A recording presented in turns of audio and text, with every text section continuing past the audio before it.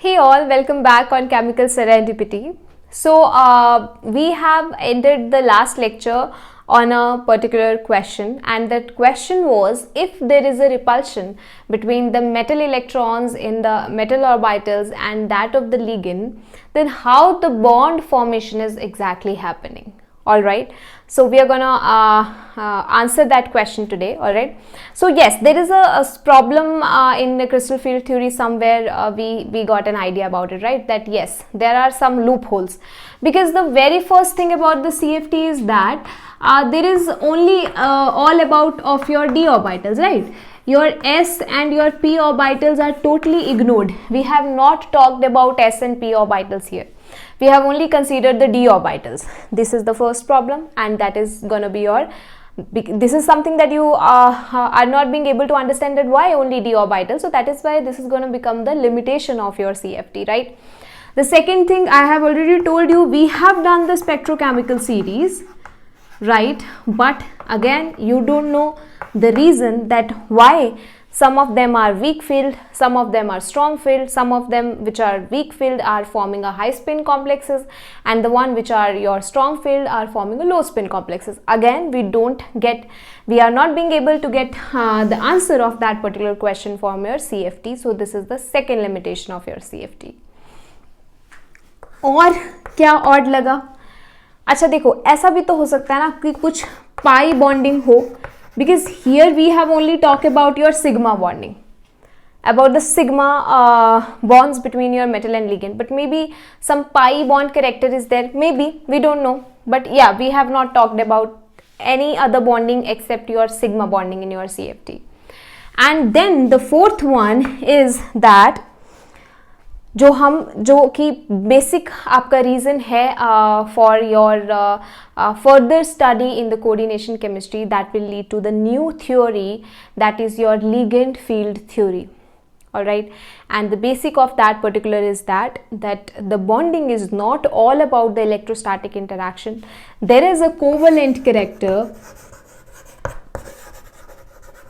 in the metal orbital bond that leads to your ligand field theory. Getting the point? So yes, the covalent character is totally being ignored in your CFT, and that basically leads to your ligand field theory. So how we came to know about that there is a covalent character, because there was one thing that we couldn't understand, that why your bond is basically forming if there is a electron, if there is a repulsion between the metal and your ligand, right?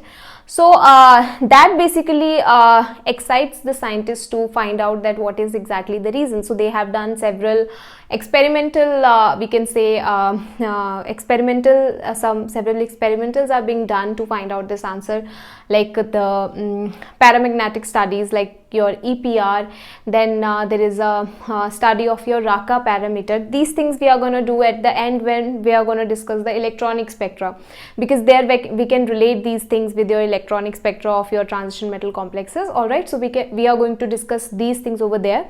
But yeah, this is important to tell you guys that why this basically came, because your CFT is very much useful. It explains various of your studies, and it's not like these are the limitations so that theory is wrong. No, this is not the case, because if you are studying that particular theory somewhere in your studies or in the study of a particular coordination complexes, these theory are definitely helping you to understand the chemistry behind whatever is happening in your complex. Alright, but yes, there are some loopholes that leads to further studies. Getting the point? So yeah, so some kind of these kind of studies was done, and there from those studies it was find out that yes, there is a covalent character, there is a charge distribution in the complex. So that means for sure there is a covalent character in the metal and the ligand. Alright, so that basically leads to your ligand field theory, which is the very much, we can say, successful theory to explain everything about your we can say the coordination complex chemistry. Alright, so today we are going to start with your very important theory, which is your ligand field theory. So what is the basic of your ligand field theory? So the basic is basically that the bond, so in whatever theory you have done, हमने क्या किया है कि कैसे bond बन रहा है, what is the basic of bond formation between the metal and the ligand. So we have done the different approaches that are being asked or that are being used in the different theories. So in this particular theory, the what is the basic is that जो bond बन रहा है metal और ligand के बीच में, it is basically the combination, or you can say we can say the overlapping of the orbitals. What kind of orbitals? The metallic orbitals, the orbitals of the metal, and the second orbitals of the ligand are known as ligand group orbitals. Okay, so this basically based on the linear combination of metallic orbitals and ligand group orbitals, LGO. So of course we are doing that, we are considering the covalent character now in your metal and ligand. So yes, there is a overlapping of orbitals, but what kind of orbitals? The metallic orbitals and your ligand group orbitals. So before going to that, what is the metallic orbitals, what are the ligand group orbitals, let me tell you one thing, that this linear combination of your these kind of orbitals, this thing you have already done in a particular theory. Remember that, your molecular orbital theory. What was molecular orbital theory? That in a formation of a particular molecule, the atomic orbitals are going to overlap. What kind of atomic orbitals? Their symmetry, their energy, and these parameters should be, we can say they should be similar to one another to have a maximum overlap, right? And when they are going to overlap, there will be formation of two we can say orbitals, two type of orbitals. One will be the bonding and another will be the anti-bonding, right? So this thing you have already done in your molecular orbital theory. So the same thing is going to happen in your ligand field theory, but we don't have the atomic orbitals here, but we have the overlapping of metallic orbitals and ligand group orbitals. पहले बात कर ले हम metallic orbitals की. हाँ, तो metallic orbitals में क्या होता है बोलो? ये तो हमें पता ही है, ये सिंपल ही है. हमें पता है मेटल्स के वैलेंस ऑर्बिटल्स क्या क्या हैं बोलो. एक क्या होता है NS, है ना. 3 क्या होते हैं NP, और 5 ऑर्बिटल्स क्या होते हैं ND. यही होता है ना.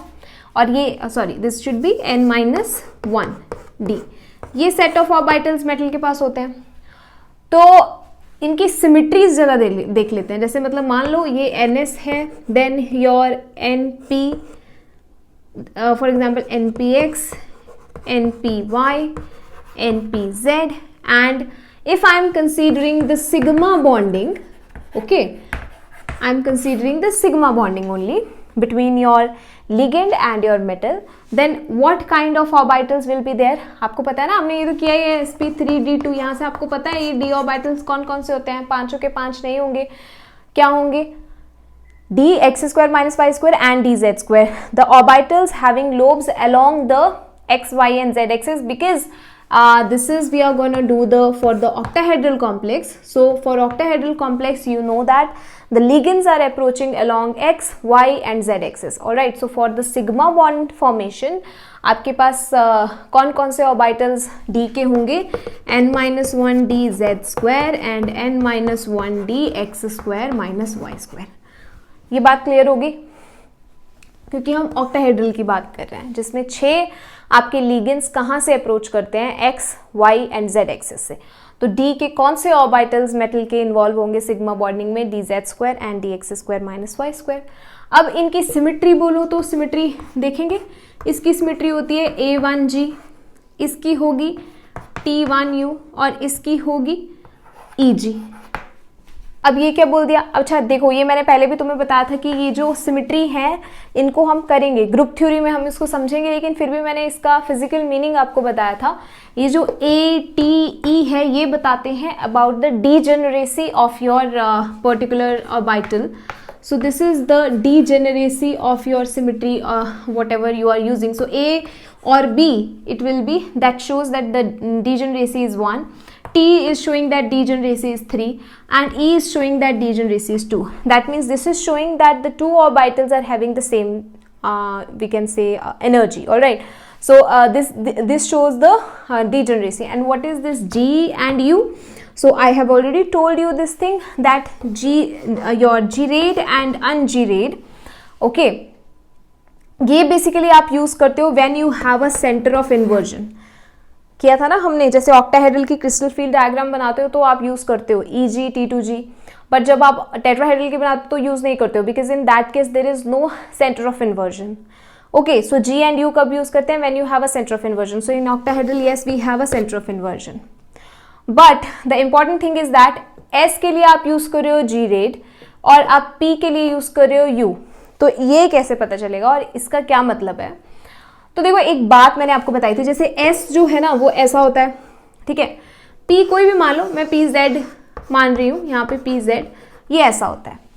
तो यहाँ पे एक ही आपका साइन मैंने वहाँ पे हमने किया था आपका, आप देख सकते हो in your lecture where I just have started your crystal field theory. So before starting that we have discussed the type of different orbitals.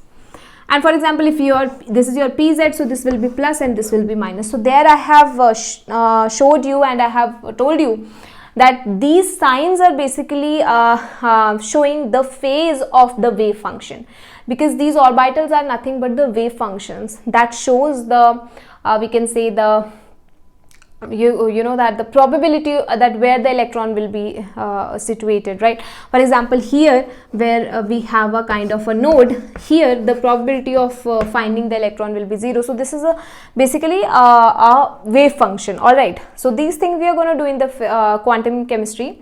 So the thing that you need to understand over here is that अब ये S है ना, तो ये सब में क्या है? प्लस प्लस सब जगह इतना ही है. ये स्फेरिकली, क्योंकि हमने बोला था S is your spherically symmetrical orbital है. तो यहाँ पर क्या होगा ना, देखो जैसे तुम मान रहे हो ये X तुम्हारी है, ये Z है, और ये तुम्हारी बाहर को, बोर्ड के बाहर को क्या है? Y है. तो आप अगर ये आपका सेंटर ऑफ इन्वर्जन है, तो चाहे आप पॉजिटिव एक्स डायरेक्शन में जाओ, चाहे नेगेटिव एक्स डायरेक्शन में जाओ, चाहे पॉजिटिव जेड में जाओ, नेगेटिव जेड में जाओ, चाहे पॉजिटिव वाई में जाओ, पॉजिटिव नेगेटिव वाई में जाओ, हमेशा आपको जो फेज है वो क्या मिलना है? सेम मिलना है. तो अगर फेज सेम मिले सेंटर ऑफ इन्वर्जन के बाद, तो आपका क्या होगा? उसको आप क्या बोलोगे? G-rayed. ठीक है, बट यहाँ पे देखो सेंटर ऑफ इन्वर्जन है, ठीक है, सेंटर ऑफ इन्वर्जन यहाँ पर है क्योंकि ये आपका ऑक्टाहेड्रल कॉम्प्लेक्स है. बट इस सेंटर ऑफ इन्वर्जन के अगर आप पॉजिटिव में जाओ तो फेज क्या है ऑर्बिटल में? प्लस. लेकिन नेगेटिव में जाओ तो फेज क्या है? माइनस. इसीलिए यूज क्या कर दिया? अनजीरेड. इवन ऑड ऐसे भी बोल देते हैं. ठीक, समझ में आ गया. और ये यूज कब करेंगे? जब सेंटर ऑफ इन्वर्जन होगा. जब सेंटर ऑफ इन्वर्जन नहीं होगा, there is no need to we can say do this. And why G is there in these cases? याद करो कैसे थे ये ऑर्बिटल्स. dz² ऐसा था ना, ऐसे डोनट शेप का. यहाँ पे एक डेंसिटी थी और यहाँ पे आपका था, और किस तरह का नोड था याद हो तो? कोन टाइप का नोड था यहाँ पे, है ना. ये कर चुके हैं हम ऑलरेडी. तो यहाँ पे बोलो कैसा था? अगर यहाँ पे प्लस था तो यहाँ पे ये डोनट जो शेप का है यहाँ पे माइनस था. तो इसका मतलब अगर सेंटर ऑफ इन्वर्जन से प्लस में जाऊँ या आपके माइनस डायरेक्शन में जाऊँ, दोनों में से फेज क्या मिलेगा? सेम मिलेगा. इसलिए G यूज किया. सिमिलरली dx² माइनस y² में देखो कैसा होता है, ये आपके एक्स वाई के अलॉन्ग होगा ना. तो यहाँ पे भी ऐसा था, अगर ये प्लस है तो ये प्लस है, यहाँ पे माइनस है तो यहाँ पे माइनस है. तो सेंटर ऑफ इन्वर्जन के पॉजिटिव में जाओ या नेगेटिव में जाओ, फेज क्या मिलेगा? सेम मिलेगा. यहाँ पे भी पॉजिटिव में जाओ नेगेटिव में जाओ, फेज क्या मिल रहा है? सेम. इसीलिए दोनों के लिए क्या यूज किया? G. समझ गए ये बात? ठीक है. तो ये तो हो गए मेटालिक ऑर्बिटल्स. इसका मतलब क्या हुआ समझेंगे. क्या बोला है? ओवरलैपिंग होगी मेटालिक ऑर्बिटल्स की एंड लिगेंड ग्रुप ऑर्बिटल्स की. मतलब अब ये जो आपके पास 6 क्या है मेटालिक ऑर्बिटल्स हैं, तो आपके जो 6 सिग्मा डोनर्स होंगे, जो कि क्या होंगे? आपके लिगेंड्स. उनके जो लिगेंड ग्रुप ऑर्बिटल्स हैं, they should match the symmetry of these 6 metallic orbitals to overlap and to form a bond. समझ गए बात? क्योंकि सिमेट्री तो सेम होनी चाहिए ना ओवरलैपिंग के लिए. ओवरलैपिंग उतनी मैक्सिमम होंगी जितनी सिमेट्री क्या होंगी उनकी सेम होंगी. समझ गए ये बात? तो दैट मीन्स क्या हुआ कि 6 लिगेंड ग्रुप ऑर्बिटल होंगे और उनकी सिमेट्री इनको मैच करनी चाहिए है to overlap with one another and to form the 6 sigma bond along x, y and z axis. ये बात क्लियर हो गई, तो लिगेंड फील्ड थ्योरी समझ में आ गई। अब देख लेते हैं हम ये लिगेंड ग्रुप ऑर्बिटल्स क्या हैं, ठीक है, तो देखेंगे। तो एक बात हमने नहीं डिस्कस करी, dxy, dyz एंड dzx, क्यों नहीं डिस्कस करी, समझ में आ गई है ना ये बात, बिकॉज हम बात कर रहे हैं सिग्मा बॉन्डिंग की, और सिग्मा बॉन्डिंग के लिए ये ऑर्बिटल्स की सिमेट्री सूटेबल नहीं है। बट या आपको ये बात पता होनी चाहिए that what will be the symmetry of these orbitals, it will be T2G, that means the degeneracy is 3 and G, you know that why we have used G, right? So that is why we have not considered this in the sigma bonding, because they will not going to take part in the sigma bonding. Now what are your ligand group orbitals?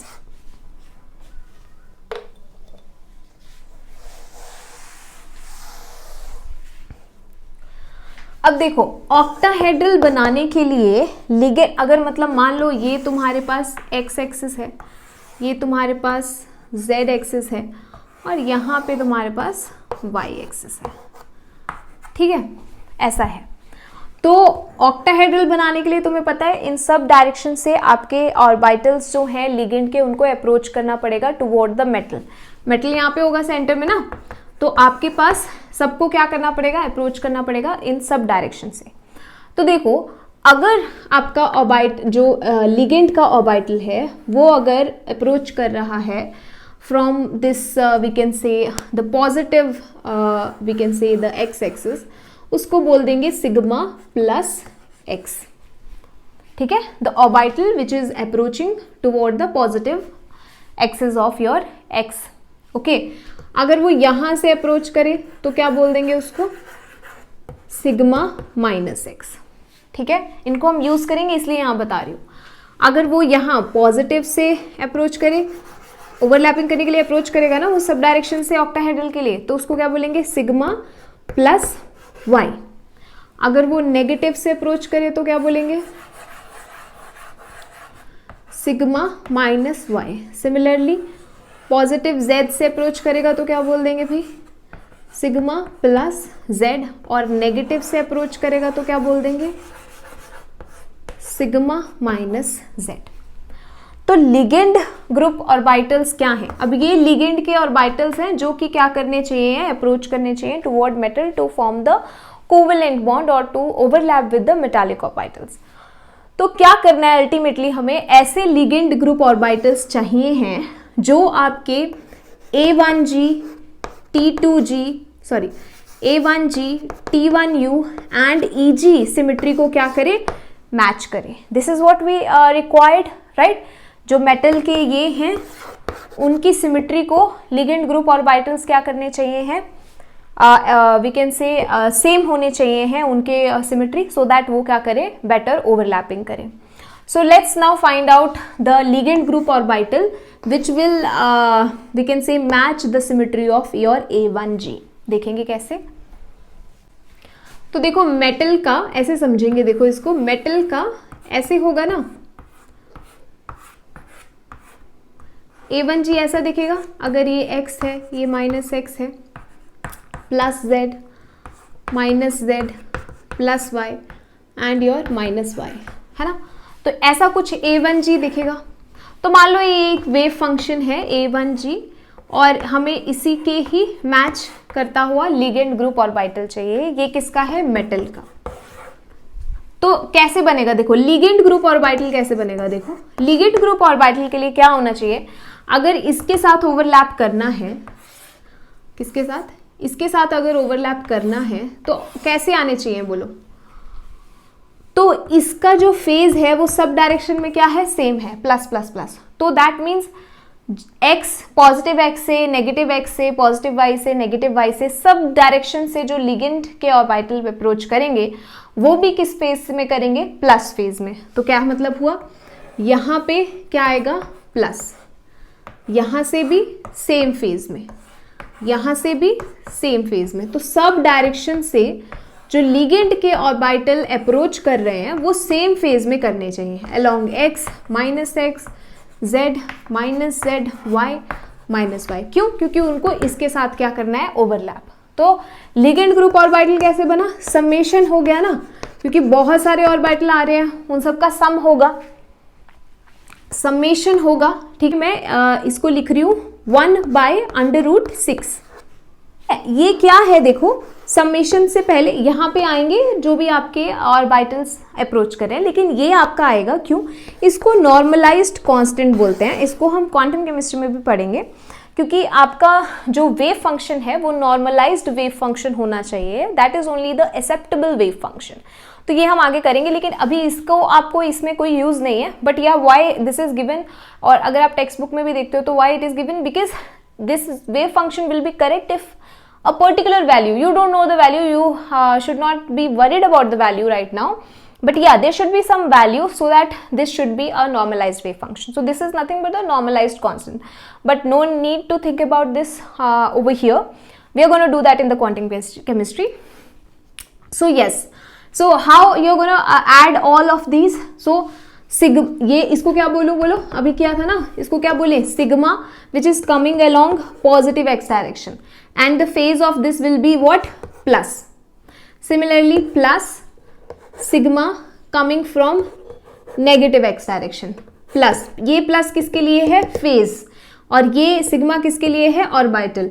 ये किसको दिखा रहा है कि कौन सी axis से approach कर रहा है, समझ गए बात। Plus sigma plus y plus sigma minus y plus sigma plus z plus sigma minus z. So this is basically the A1G ligand group orbital which is matching the symmetry of your A1G wave function of metal, and that is why this ligand group orbital is going to overlap with the A1G of the metal to form the covalent bond. ये बात समझ में आ गई।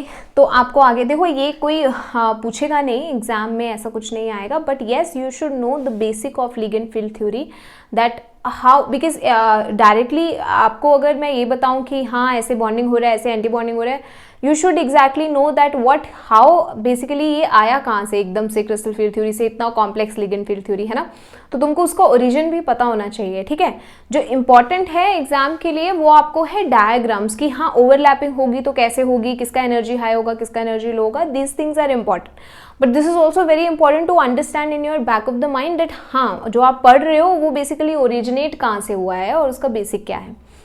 Okay तो अगर ये पता चल गया तो I don't think so there will be problem in finding out the what should I write down, summation of T1U, isn't it. तो T1U में क्या होगा, तो देखो अलोंग द डिफरेंट एक्सेस हो गया ना, तो समेशन ऑफ T1U x, फिर समेशन ऑफ T1U हम देखेंगे y, and then summation of T1U along z, है ना। तो देखो कैसे करेंगे, अब T1UX मतलब क्या बात करें, px की, तो वो मेटल के लिए कैसा होता है भाई, x के लिए ऐसा होगा ना, मेटल में प्लस यहाँ होगा माइनस यहाँ होगा, ऐसे होगा, ये x होगा, ये माइनस x, ये प्लस x होगा, ये मेटल का हो गया, क्या हो गया T1UX। हमें लिगेंड देखने कैसे अप्रोच करने चाहिए, तो लिगेंड इसके लिए कैसे अप्रोच करने चाहिए, प्लस x से तो भाई लिगेंड आएगा प्लस फेज में, इसके साथ ओवरलैप करना है, लेकिन माइनस x से लिगेंड किस में आएगा, माइनस फेज में।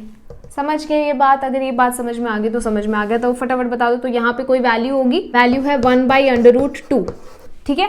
अब बोलो, तो जो सिग्मा प्लस एक्स से आ रहा है उसका तो आप चाहे प्लस लिखो चाहे ना लिखो कोई प्रॉब्लम नहीं है, यहाँ पर प्लस एक्स से जो आ रहा है वो प्लस फेज में आ रहा है, लेकिन माइनस साइन आएगा सिग्मा माइनस एक्स के लिए।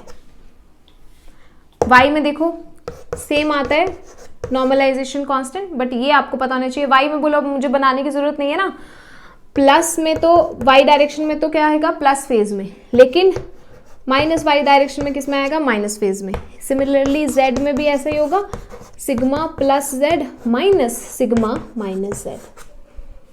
बहुत ही सिंपल है, अगर आपको बेसिक समझ में आ गया कि हम क्या बात कर रहे हैं, समझ में आ गया। लास्ट लिख लेंगे EG, लेकिन समेशन EG क्या होगा, समेशन EG आपका dx² minus y square and summation EG dz², दोनों करना पड़ेगा ना। तो x square minus y square में बोलो क्या होगा, कैसे होता है? अगर मान के चलो ये x है, ये z है, ये y है, तो ऐसे होंगे आपके फेज। कैसे होगा? प्लस प्लस, ये माइनस, तो ये क्या हो गया आपका d। और अगर ऐसे देखें तो क्या है? Eg, कौन सा? d x square minus y square. तो लिगेंड्स के ऑर्बिटल कैसे अप्रोच करें बोलो? अगर यहाँ मैं ना भी बनाऊं तो भी बता सकते हो ना। देखो 1/2 होता है नॉर्मलाइजेशन की, to cram this value, but you should know that what exactly is this value. This is the normalisation constant. तो बोलो अब क्या करें? सिग्मा x डायरेक्शन से तो क्या आएगा? प्लस फेज में। सिग्मा माइनस डायरेक्शन से भी किस में आएगा? प्लस फेज में।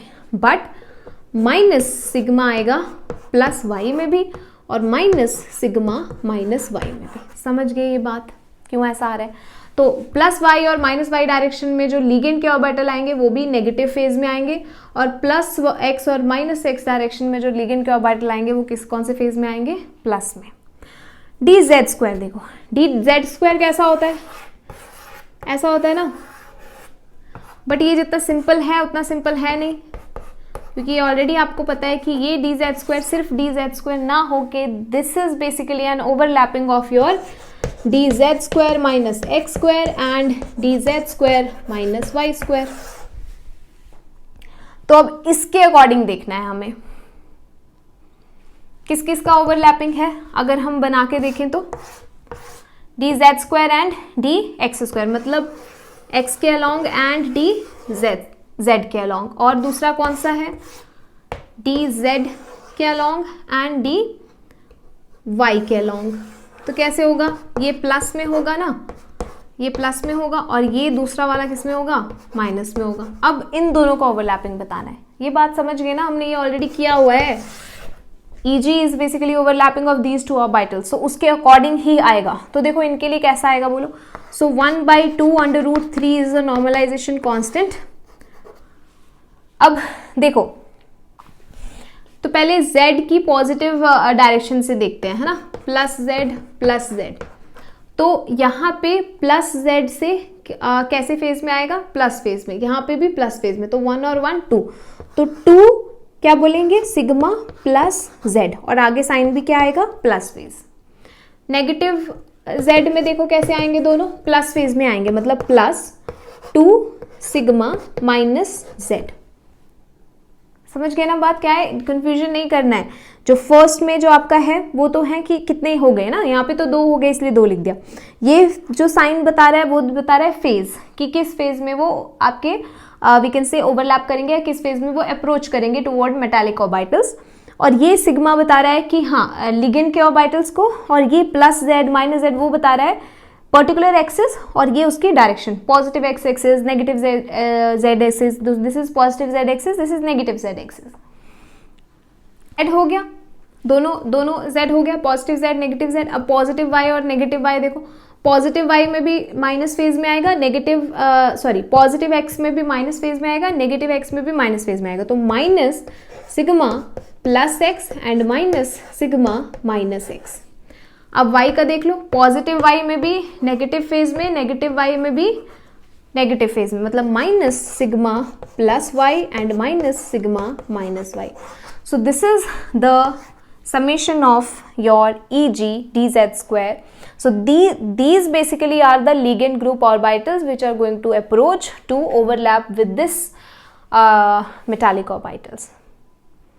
Getting the point? So this is all about that how the overlapping is going to form. Now in the next lecture we are going to find out that if the overlapping is happening between the orbital of your metal and the ligand group orbitals that we have already shown that how these are going to form, then what is going to happen? Because one thing it is clear to us, we know that from the molecular orbital theory also that there will be a formation of one bonding and one anti-bonding, but how which it is going to form, because there are the different kind of orbitals, that we are going to do in the next lecture, which is very, very, very important.